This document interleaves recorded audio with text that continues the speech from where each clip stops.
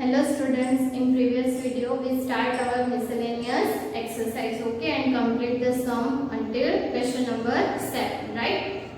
Okay, now we move on our next question which is question number 8. So अब तक हमने जो भी प्रूव किए उसमें आप लोगों को क्या यूज करना था, सेट की प्रॉपर्टीज थी, फिर उसकी रिलेटेड की मैंने आप लोगों को बताया था कि किस तरह से कौन सा स्टेटमेंट प्रूव करना है, राइट? अब वही चीज आगे आप लोगों को यूज करनी है और नेक्स्ट जो थोड़े बहुत क्वेश्चन दिए हुए हैं उसके प्रूफ हमें करने, राइट? सो नेक्स्ट हमें क्वेश्चन नंबर 8 दिया हुआ है, हम लोग क्वेश्चन नंबर 8 से स्टार्ट करते हैं।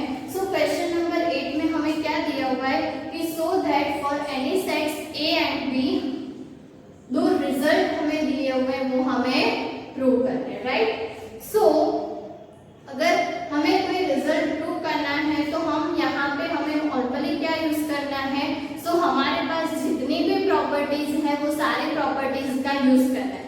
फर्स्ट ऑफ ऑल यूनियन की प्रॉपर्टीज, इंटरसेक्शन की properties, distributive law, De Morgan's law, okay. So ये सारी जो प्रॉपर्टीज हमारे पास है, सारे जो रिजल्ट हमारे पास है उन सभी का यूज करके हमें इसमें जो रिजल्ट दिए हुए वो प्रूव करना है, राइट? सो हम लोग स्टार्ट करते हैं फर्स्ट से कि फर्स्ट हमें प्रूव करना है कि a is equals to this, right? So अगर कुछ चीज प्रूव करनी है तो हम लोग क्या करेंगे इस टाइप के क्वेश्चन में कि LHS is equals to RHS, right? So LHS से स्टार्ट करेंगे और देखेंगे कि RHS मिल रहा है कि नहीं, ओके। देखिए फर्स्ट वाले में हम लोग कहां से स्टार्ट करेंगे, RHS से, क्योंकि उसको सिंप्लीफाई करना ज्यादा इजी होगा, okay.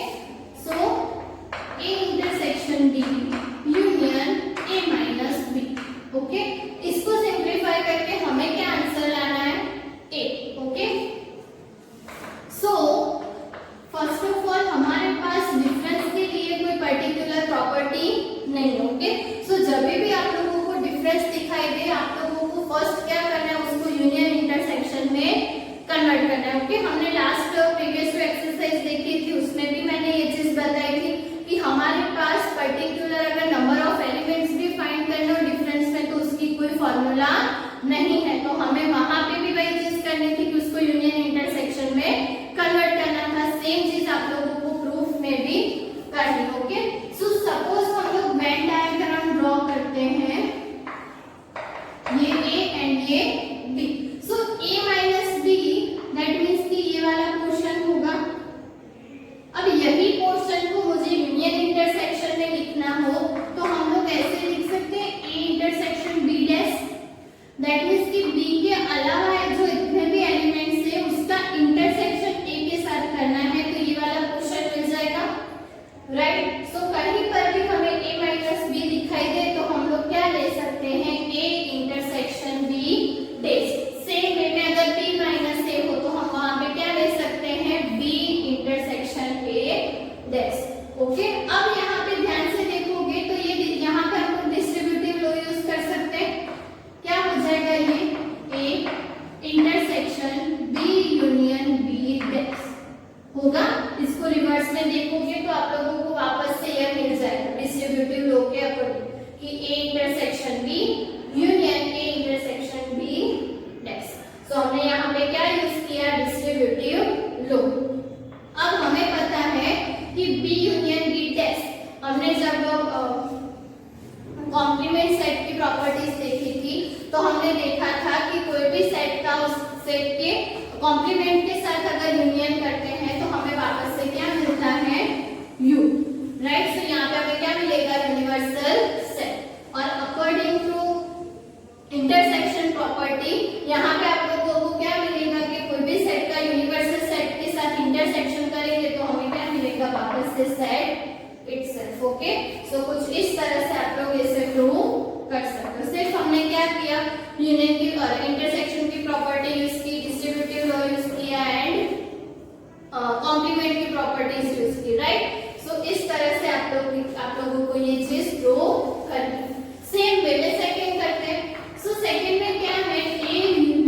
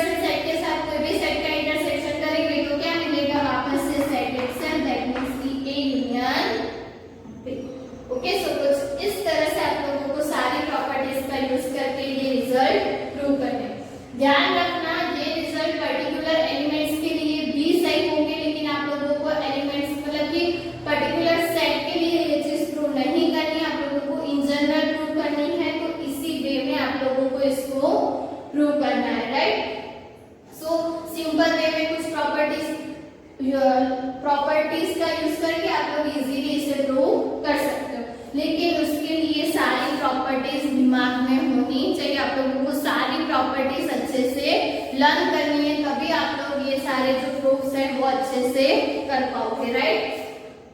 Okay, next is question number 9। सो हमें प्रॉपर्टीज का यूज करके ये दोनों रिजल्ट प्रूव करने हैं, तो यहाँ पे भी सेम चीज।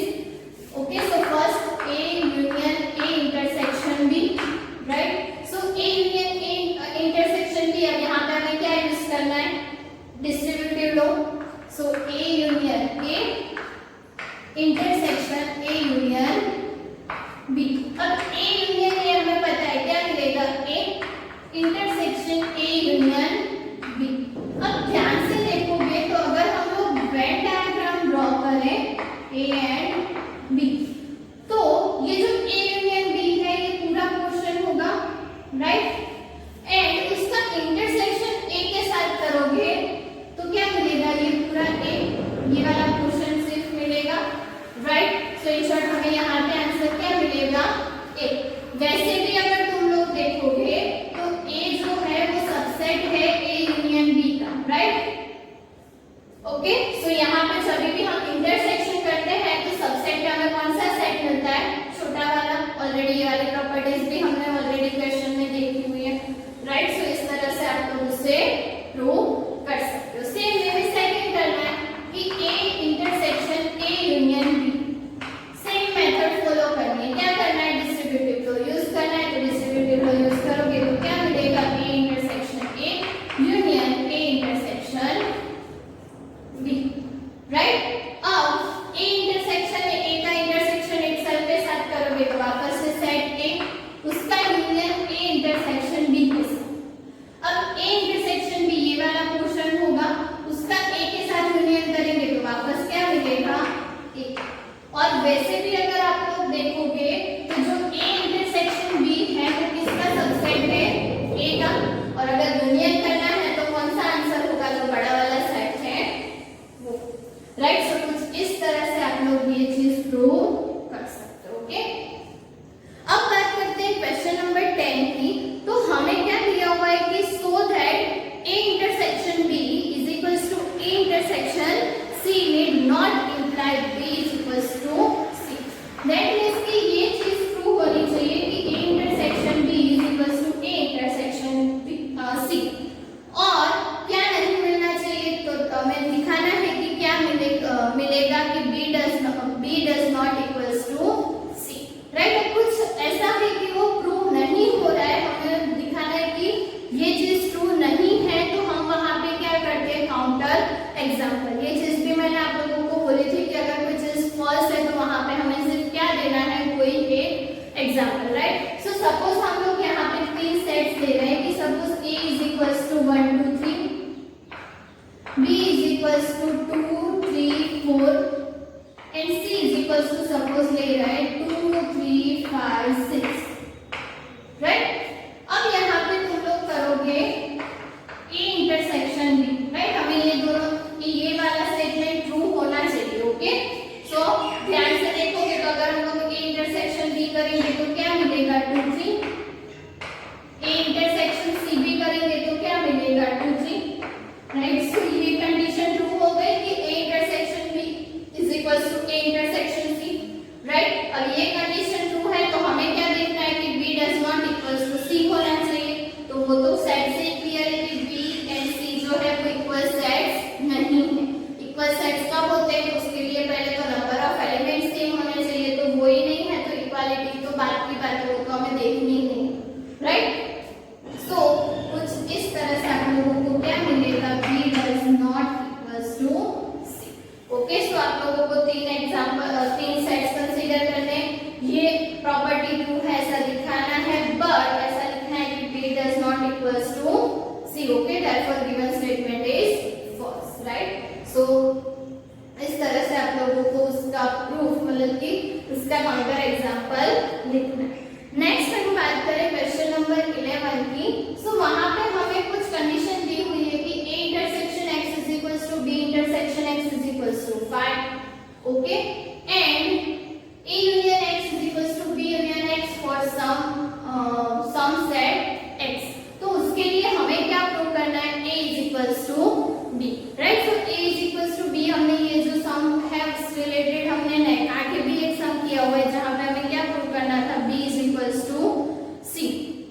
राइट। सो कुछ इसी तरह से यहाँ पे भी हम लोग प्रूव करेंगे कि हमारे पास कंडीशन कौन सी गिवन है, A union X is equals to B union X। तो हम लोग क्या करेंगे, पहले तो दोनों साइड A से इंटरसेक्शन कर देंगे, राइट। सो अगर A से इंटरसेक्शन करते हो तो क्या होगा, A intersection A union X is equals to A intersection B union X, right. अब यहाँ पे डिस्ट्रीब्यूटिव लॉ अप्लाई करोगे तो क्या मिलेगा, A intersection A union A intersection X, right, is equals to A intersection B union A intersection X, okay. अब A intersection A हम उसको हम लोग क्या लिख सकते हैं, A union A intersection X जो है वो क्या है 5, सो यहाँ पे क्या होगा 5। अब इक्वालिटी में देखोगे तो ये A इंटरसेक्शन B है, राइट। अब A इंटरसेक्शन X से वहां पे हम लोग B इंटरसेक्शन X लिख सकते हैं क्योंकि दोनों कैसे हैं, इक्वल। सो यहाँ पे हम लोग ऐसा कुछ लिख सकते हैं B इंटरसेक्शन X, राइट। अब A का यूनियन 5 के साथ करेंगे तो क्या मिलेगा, A। अब यहाँ पे अगर तुम लोग वापस से डिस्ट्रीब्यूटिव लॉ यूज करते हो तो हमें क्या मिलेगा, दैट मींस कि ऐसा कुछ होगा, हाँ, ये B intersection A union B intersection X। तो अगर यहाँ पे हम लोग डिस्ट्रीब्यूटिव लॉ यूज करते हैं तो क्या मिलेगा, B का इंटरसेक्शन A यूनियन X के साथ, कि B intersection A union B intersection X, और अब A union X, okay. So A union X जो है उसकी जगह हम लोग क्या लिख सकते हैं, B यूनियन X, राइट। सो ये B intersection B union X है। तो हमें पता है कि अगर B का यूनियन हम कोई सेट के साथ करेंगे एंड उसका इंटरसेक्शन वापस से B के साथ करेंगे तो हमें क्या मिलेगा, B, ओके। सो यहाँ पे हमें क्या मिल गया, B। सो हमें मिल गया A is equals to B, right. So हमें जो प्रूव करना था वो हमें मिल गया कि A is equals to B, right. So कुछ इस तरह से आप उसे प्रूव कर सकते हैं। अगर ऐसा नहीं करना है, यहाँ से आप लोगों को चेंज नहीं करना है, तो आप लोग ऐसा भी कर सकते हो कि A intersection X is equals to 5 ले लो। So A is equals to क्या मिलेगा, A इंटरसेक्शन B। सेम आप लोगों को क्या करना है, B के साथ इंटरसेक्शन लेना है, तो वहां पे B is equals to B क्या मिलेगा, A इंटरसेक्शन B, और 1 and 2 दे दोगे तो 1 इज इक्वल्स टू 2 करोगे तो इजीली आप लोगों को आंसर मिल जाएगा, राइट। तो कोई भी मेथड से आप लोग इसे प्रूव कर सकते हो। इनफैक्ट आप लोगों को हिंट भी दी हुई है, उसका भी आप लोग वहां पे यूज कर सकते हो। ओके, सो बहुत सारी मेथड है इसको प्रूव करने की, आप लोग जो भी मेथड से करोगे लेकिन प्रॉपर्टीज और यूज उसका सही वे में होना चाहिए, राइट। तो कुछ इस तरह से आप लोगों को सारे प्रूफ्स करने हैं। नेक्स्ट हम बात करेंगे क्वेश्चन नंबर 12 की। तो वहां पे हमें 3 ऐसे सेट्स कंसीडर करने हैं A, B एंड C, जहां पे कोई भी 2 सेट्स का हम इंटरसेक्शन ले तो वहां पे हमें इंटरसेक्शन क्या मिलेगा, नॉट एम्प्टी, मतलब कि नॉन एम्प्टी होना चाहिए कोई भी 2 सेट्स का इंटरसेक्शन। और जब भी हम लोग तीनों सेट्स का इंटरसेक्शन करें तो वहां पे हमें क्या मिलना चाहिए, 5। तो सपोज मैं लेती हूँ फर्स्ट सेट 1 2, सेट B लेती हूँ 2 3 एंड C लेते हैं 1 3। सो यहाँ पे देखोगे तो A इंटरसेक्शन B क्या मिलेगा, 2, B इंटरसेक्शन C क्या मिलेगा, 3 एंड C इंटरसेक्शन A क्या मिलेगा, 1। ओके, सो ये सारे नॉन एम्प्टी हैं। ओके, सो ये फर्स्ट कंडीशन ट्रू हो रही है, हमने जो सेट्स एज्यूम किए हैं उसमें, राइट। अब तीनों का अगर इंटरसेक्शन ले रहे हो तो A intersection B intersection C, तो तीनों के इंटरसेक्शन में कोई भी एलिमेंट कॉमन नहीं है तो आंसर क्या मिलेगा, 5। सो हमने ऐसे 3 सेट्स डिफाइन कर दिए जिसके लिए ये सारी कंडीशन ट्रू हो रही है। ओके, ऐसा नेसेसरी नहीं है कि यही सेट आप लोग अपनी मर्जी से कोई भी सेट कंसीडर कर सकते हो, 4 5 ले लो, 5 6 ले लो, ओके। सो इस तरह से भी आप लोग 4 6 ले लो तो आप लोगों को उसके लिए भी सेम कंडीशन वर्क करेगी, ओके। लेकिन सेट एज्यूम करने में ध्यान रखना कि सारी कंडीशन हमें चेक करनी है कि ट्रू हो रही है कि नहीं। सो इस वे में आप लोग कोई भी 3 ऐसे एग्जांपल्स मतलब कोई भी 3 ऐसे सेट कंसीडर कर सकते हो। तो वहां पे आप लोगों को सिर्फ 3 सेट्स लिखने हैं। सो 3 सेट्स कौन से होंगे, 1 2 2 3 and 1 3, okay. So question number 12 is complete. Question number 13 and 14 already आप लोगों ने 1.6 जब हमने किया था तब मैंने बोला था होमवर्क में करना। सो ऑलरेडी कंप्लीट हो गया है। अगर फिर भी कुछ डाउट होगा तो हम उससे बाद में सॉल्व करेंगे, ओके। सो लास्ट आप लोगों के 2 सम बचे हैं विच इज 15 एंड 16। सो वो किसके ऊपर बेस्ड है, तो हमने 1.6 के टाइम एक फॉर्मूला देखी थी जहां पे 3 सेट्स के यूनियन इंटरसेक्शन की बात की थी, ओके। सो ये जो 2 सम है वहां पे आप लोगों को बेसिकली 3 सेट्स दिए हुए और उसके ऊपर बेस्ड हुआ एग्जांपल्स है, ओके। सो उसकी डिस्कशन हम लोग नेक्स्ट वीडियो में करेंगे, ओके। तब तक इसकी अच्छे से प्रैक्टिस करना, ओके। हम लोग नेक्स्ट वीडियो में ये जो मिसलेनियस है वो कंप्लीट करेंगे, ओके। Thank you.